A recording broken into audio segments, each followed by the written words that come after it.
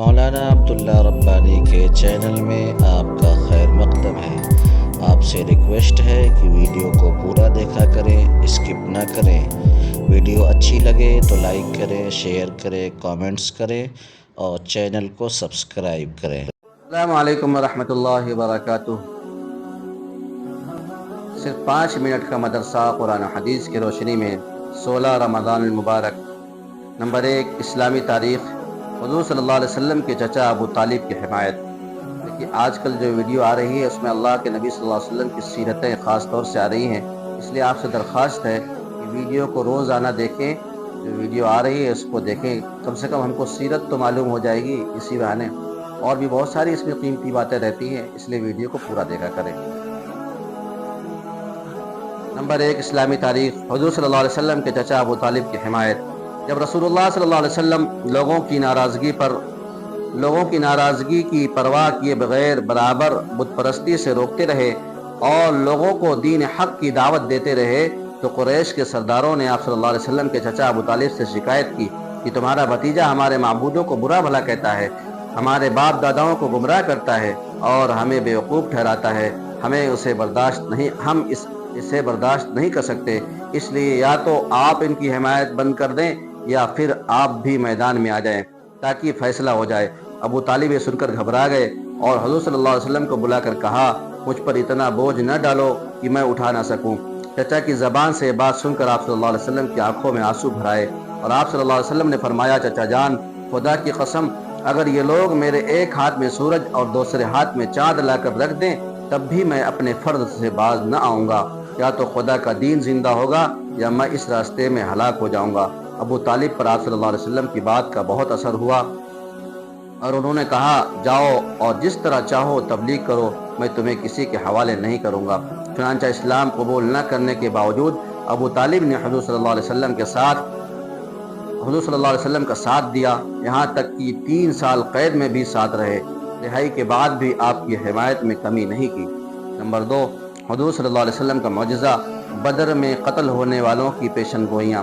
رسول اللہ صلی اللہ علیہ وسلم کا یہ معجزہ ہے کہ بدر کے موقع پر جنگ شروع ہونے کے 1 دن پہلے رسول اللہ صلی اللہ علیہ وسلم نے ایک ایک کافر کا نام لے کر جو بدر میں قتل ہونے والے تھے خبر دی کہ فلاں شخص فلاں جگہ قتل ہو کر گرے گا۔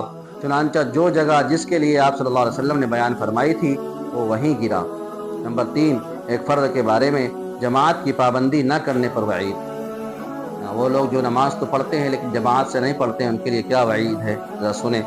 حضرت عبداللہ ابن عباس رضی اللہ عنہ سے کسی نے پوچھا، ایک شخص دن بھر روزہ رکھتا ہے اور رات بھر نفلیں پڑھتا ہے مگر جمعہ اور جماعت میں شریک نہیں ہوتا، اس کے متعلق کیا حکم ہے؟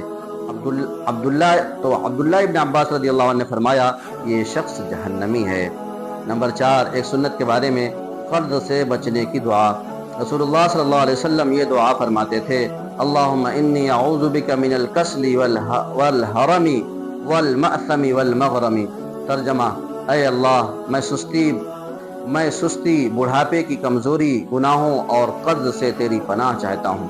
نمبر 5، ایک اہم عمل کی فضیلت، مردوں کو ثواب پہنچانا۔ حضرت عبداللہ ابن عباس رضی اللہ عنہ نے فرمایا، ایک شخص نے رسول اللہ صلی اللہ علیہ وسلم سے عرض کیا، میری ماں مر چکی ہے، اگر میں ان کی طرف سے صدقہ کروں تو کیا ان کو فائدہ ہوگا؟ رسول اللہ صلی اللہ علیہ وسلم نے فرمایا، ہاں۔ اس شخص نے کہا، میرا ایک باغ ہے، میں آپ صلی اللہ علیہ وسلم کو گواہ بناتا ہوں کہ میں نے اپنی ماں کے ثواب کے لیے اس کو صدقہ کر دیا۔ نمبر 6، گناہ کے بارے میں تنگی کے ڈر سے فیملی پلاننگ۔ قرآن میں اللہ تعالیٰ فرماتا ہے، اپنی اولاد کو تنگی کے ڈر سے قتل مت کرو، ہم ان کو بھی رزق دیں گے اور تم کو بھی، بے شک ان کا قتل کرنا بڑا گناہ ہے۔ خلاصہ، معاشی تنگی کے ڈر سے بچوں کو مار ڈالنا یا حمل گرانا یا اور کوئی تدبیر اختیار کرنا حمل ہی نہ ٹھہرے، یہ سب گناہ اور حرام ہے۔ نمبر 7، دنیا کے بارے میں، دنیا کی چیزیں چند روزہ ہیں۔ قرآن میں اللہ تعالیٰ فرماتا ہے، جو کچھ بھی تم کو دیا گیا ہے وہ صرف چند روزہ زندگی کے لیے ہے اور وہ اس کی رونق ہے، اور جو کچھ اللہ تعالیٰ کے پاس ہے وہ اس سے کہیں بہتر اور باقی رہنے والا ہے۔ کیا تم لوگ اتنی بات بھی نہیں سمجھتے؟ نمبر 8، آخرت کے بارے میں، دوزخ کی گہرائی۔ رسول اللہ صلی اللہ علیہ وسلم نے فرمایا، ایک پتھر جہنم کے کنارے سے پھینکا گیا، وہ 70 سال تک اس میں گرتا رہا مگر اس کی گہرائی تک نہیں پہنچ سکا۔ اللہ تعالیٰ فرماتے ہیں کہ ہم اس جہنم کو انسان اور جنات سے بھر دیں گے، کیا تم اس پر تعجب کرتے ہو؟ نمبر 9، طب نبوی سے علاج، ہاتھ پاؤں سن ہو جانے کا علاج۔ حضرت ابن عباس رضی اللہ عنہ کی موجودگی میں ایک شخص کا پاؤں سن ہو گیا تو انہوں نے فرمایا اپنے محبوب ترین شخص کو یاد کرو۔ اس نے کہا محمد صلی اللہ علیہ وسلم، پھر وہ ٹھیک ہو گیا۔ نمبر 10، نبی صلی اللہ علیہ وسلم کی نصیحت۔ رسول اللہ صلی اللہ علیہ وسلم نے فرمایا جب تم میں سے کوئی شخص اپنی بیوی کے پاس تنہائی میں جائے تو جہاں تک ہو سکے ستر کا خیال رکھے۔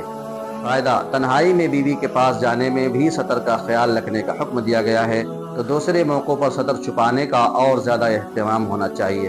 اللہ ہم سب کو عمل کی توفیق عطا فرمائے۔ اس ویڈیو کو زیادہ سے زیادہ شیئر کریں۔ السلام علیکم ورحمۃ اللہ وبرکاتہ۔